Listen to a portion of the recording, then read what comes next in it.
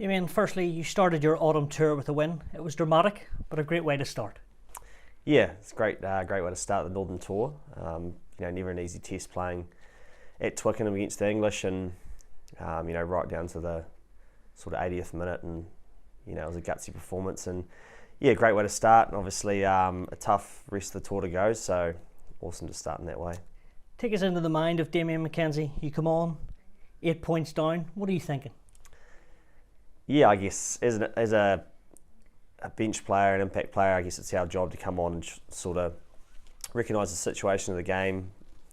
And in this instance, we're down, so I guess you're trying to create opportunities where you can, but kind of not coming onto the field and being reckless and erratic. So for me, it was sort of coming on, trying to add a little bit of spark, and yeah, managed. Obviously, Mark scored a great try in the right corner, and didn't come on planning to kick goals, and then ended up having to kick goals as well. So just trying to nail my role when I come on. You talked about that spark. You helped create the try, but also that conversion ended up being the match winner. Do you dream of those situations, Damien? What are you thinking? Take us there, right in that future or the present tense. As a kicker, they are great situations to be in. They're situations you sort of dream of. Obviously, it's one of those ones where you can either be the hero or you also can be zero as well. So for me, it was, I guess, fresh legs, which helped. Coming on, just trusting my process, and 22 all, we're still drawn if it doesn't go over. So a little bit of confidence there, just to trust my kick and then try and nail it. So it's just happy it went over. It certainly did. Your routine, give us this smile. Where's it come from? Has it always been since a schoolboy kicking, or what's it all about? Not really. It's sort of, I picked it up sort of second year into my sort of professional career. A man by the name of David Galbraith sort of was our mental skills coach, and he kind of suggested, I was a period there where I had a little bit of nervousness and issues around my goal kicking, so he said, why don't you smile before you kick? And it was sort of a chance to, I guess, relax and not sort of overthink the kick itself. And I've sort of done it ever since. With the shot clock now, you sort of run out of time to do that. But like I said, I just try and focus on my routine and sort of nail my process within the kick and treat it like any other kick. If we go back, you made your All Blacks debut in 2016. 10, 15, you've mixed it up. You'll probably say anywhere in the squad. What is your preferred position? Yeah, I've obviously dabbled in a little bit of both. More so recently, probably at first five. And, I love playing first five. I've had some good moments there throughout the year, and then obviously a lot of moments where, I've had plenty to learn, and particularly in big test matches and around managing the game. So in the weekend I came on at 15, which is also a role I love as well. You're a little bit more of a free role. You sort of go out there and try and create a little bit more out in the wider channels. But yeah, they're both positions I really enjoy. I love trying to drive the team around the field, and also I guess with the way we play, we find ourselves in the backfield a lot as well. So you still get opportunities to counter attack and play that more looser style of game. So to answer that, probably 10 at the moment, and then I still enjoy being back at fullback when I get the opportunity. Didn't quite sit in the fence. Nah, not in the fence. You and Beauden seem to be great friends. How's that relationship work when you're vying? I know you're not vying for one position directly over the last couple of years, but I suppose over the last year you are. How does it work? Yeah, we're great mates, Bodie and I.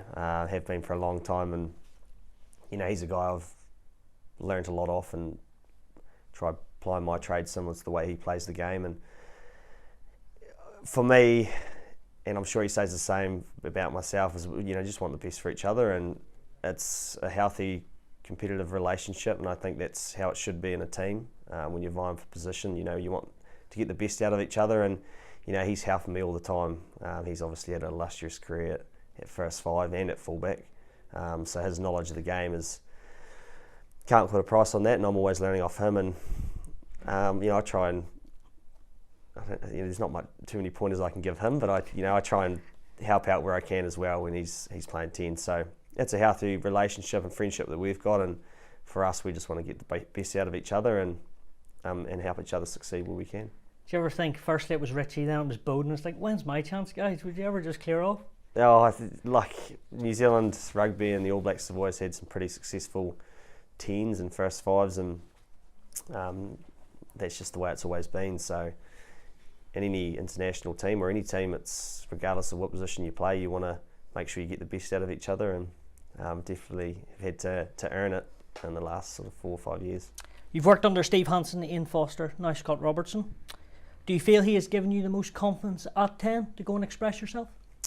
For sure, yeah. Razor's been he's been great. He's definitely given me the opportunity to play a lot at 10, and I'm very grateful for that. And I know there's been times where it's been good, and there's also been times where it hasn't been so good. So, for me, it's when I'm given an opportunity, it's about making the most of it for the team, for myself, but also repaying the favour of the opportunity I've been given to the coaches. So, yeah, it's been great to sort of have that trust to be able to drive the team, and like I said, we've got great guys around me like Bodie and Stevie. So, I guess it's just about the opportunity I've been given now is just making sure I'm putting my best foot forward.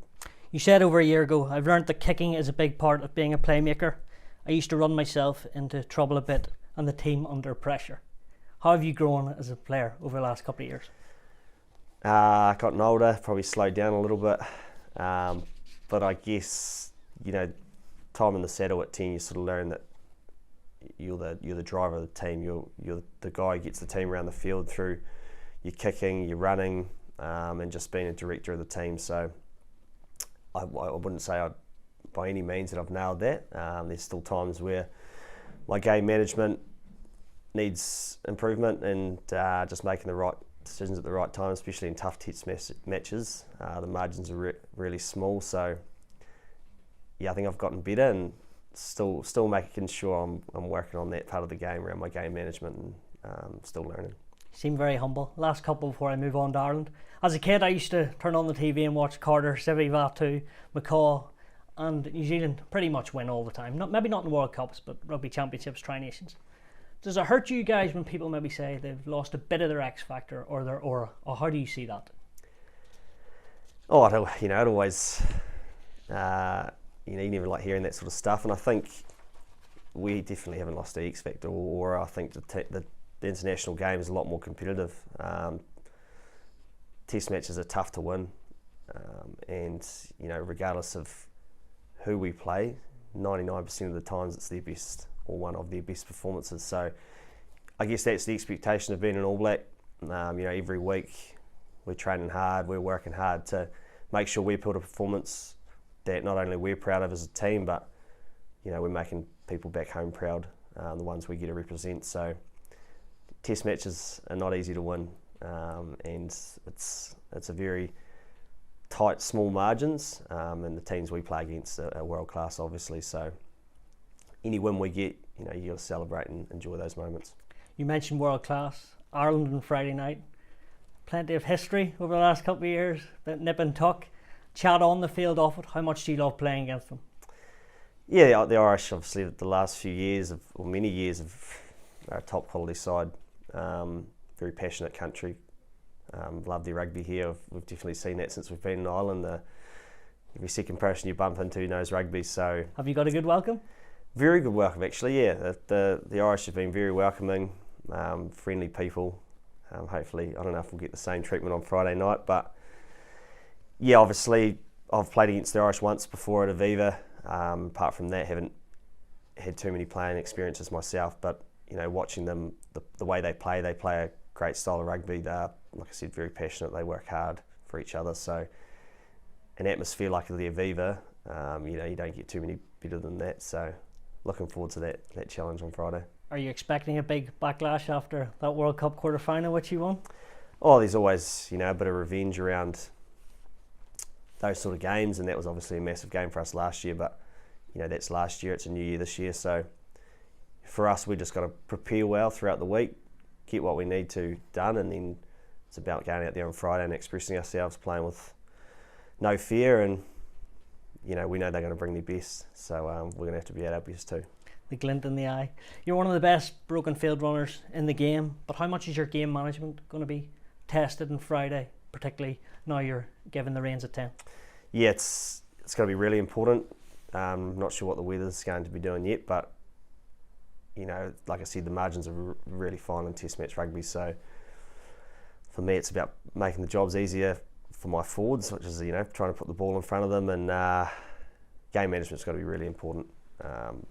Putting pressure on through kicking, but then also taking their opportunities when they present themselves. So yeah, I'm going to have to be on my A game this weekend. And you go up against Jack Crowley, a 10 that's just come through the last couple of years. How much have you seen of him, and how much are you looking forward to that battle? Yeah, seen a little bit of his game and the way he plays. He's a great young player. Leads his team around the park really well. Good facilitator, and he's got the ability to attack as well. So, yeah, they've got a lot of threats around the park wherever you look. So we're going to have to be on our game. What's your biggest fear of this Irish team? No fear, I don't think. But we respect them for the team they are. But in terms, interesting that no fear, because you're not feared of any rugby team in the world. Well, wouldn't say it's feared. It's, you know, we obviously respect them as the team they are, and they're a great side. Don't get me wrong at all. But I think, you know, you never want to go into a test match fearing anything. The moment you're feared is the moment you take a step backwards. So for us, it's about embracing the challenge. They're a tough team to beat at side. We really respect them as a team. They're a great side, but hopefully not too much fear on Friday night, and we just play our game. This unstructured attack, they talk about, you scored a couple of tries off it against England. Is that what we can expect again from your team on Friday? Is that where you feel you could hurt Ireland the most? Yeah, well, there'll be few opportunities in the game. Like I said, margins are very fine. There'll be opportunity to play, and there'll be opportunity where we need to play a game where we're putting them under pressure through our kicking game as well. So whatever opportunity is presented, we've got to make sure we nail. We're not always going to nail every opportunity, but it's important that, you know, we go out there and put our best foot forward. Last two. Do you make much of the outside noise? Do you listen to it, of the chat? You know, the Sex now when he chat. Well, how do you see it? Is there a bit of a chat on the pitch from yourself, or are you a quiet guy? You know, honestly, personally, not too much myself. Like, I respect the Irish team, the players, great people. But I guess, you know, when you're playing a test match, when you're on the field, your enemies. When you're off it, you know, it's, as test match rugby, it's great to connect with other countries and nations after the game. But during the game, you're enemies, and you respect them for who they are, and respect the players and the way they play, and respect their country. And for us, it's about just going out there and playing our brand of rugby and representing our country with pride. How far away do you think this All Blacks team are getting to being back to their best? I think there's been periods throughout the year we've shown our best, and you know, it doesn't happen overnight, and there's still areas of our game which we still need to keep nailing. And yeah, we're going to be put under a lot of pressure this weekend, where we're going to have to be at our best in those moments. So hopefully not too far away. And what would it mean for you and the team to win on Friday night and beat Ireland? I'd mean a lot. Like I said, to come to Ireland and win is not an easy task. They've been playing some great rugby. We're just going to be in front of a passionate crowd. So yeah, test match win in the weekend would be no better feeling. D-Man, all the best on Friday night. Not too much luck now. Thanks, mate.